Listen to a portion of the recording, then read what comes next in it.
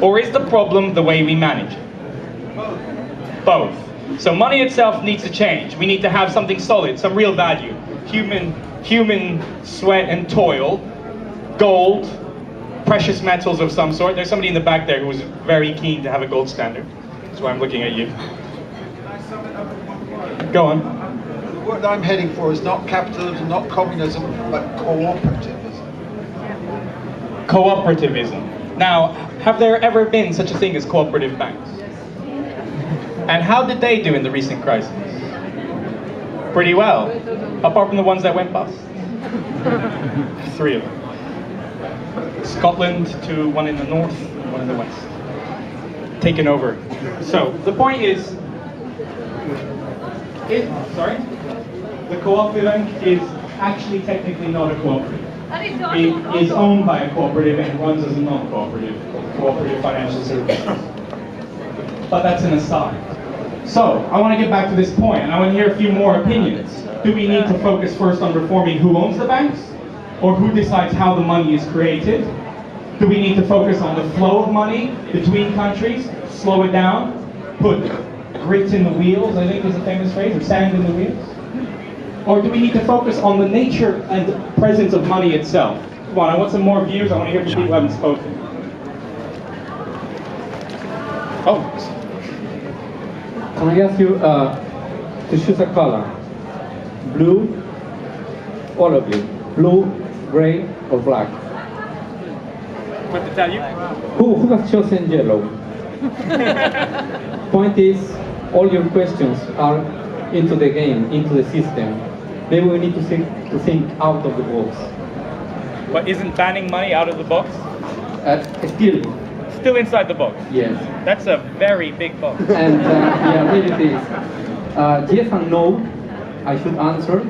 Both of them are the two ways of the same road.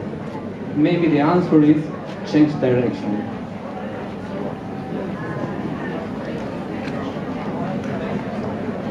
I think I don't know that much about this, but I think the problem is not money or how it's generated or how it's traded exactly, but it's the question of how we collectively agree on values. So there's a lot of things that we value that don't have monetary value that suffer because they don't fit into the system. And there's always been these parallel exchanges that happen at the same time. And this is where we're losing in terms of the ecology is one huge example. But the question of how do we, except for our governments, which don't really operate, how do we collectively create and agree on a system of values that actually is represented by what we actually value? So I think this is where money is illusory, because a lot of times certain things have value that many people don't actually value, and then other things that we value very much have no monetary value at all, can't be exchanged for anything at all, and can be lost.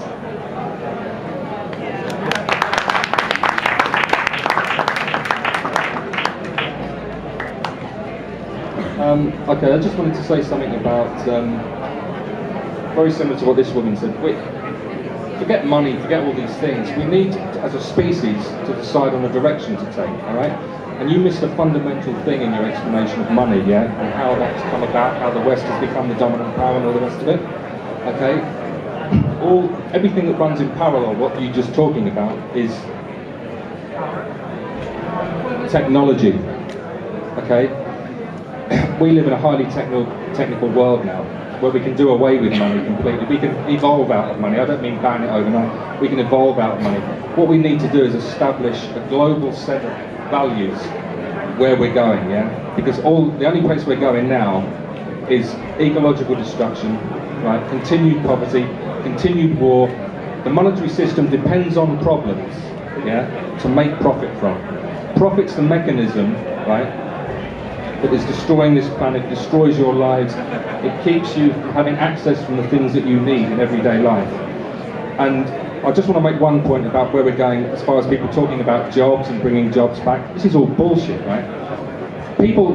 Most people do meaningless jobs, banking, insurance, and all the rest of it, right? These jobs create nothing, they produce nothing, They do nothing for society other than end up, in continuous war, people in poverty, a small group of people running the world as we know it, right? You have to understand that it's money that is the mechanism that corrupts people. You said it yourself. You handed out £9 and you're supposed to be sitting with a bunch of ethical people, but they were still corrupted in a small group of people, okay? Money is the mechanism that corrupts you, and it's the environment that you live in that creates your cultural values and what you apply in your life, Okay, I've got some people who are, I can hear nodding, disagreeing.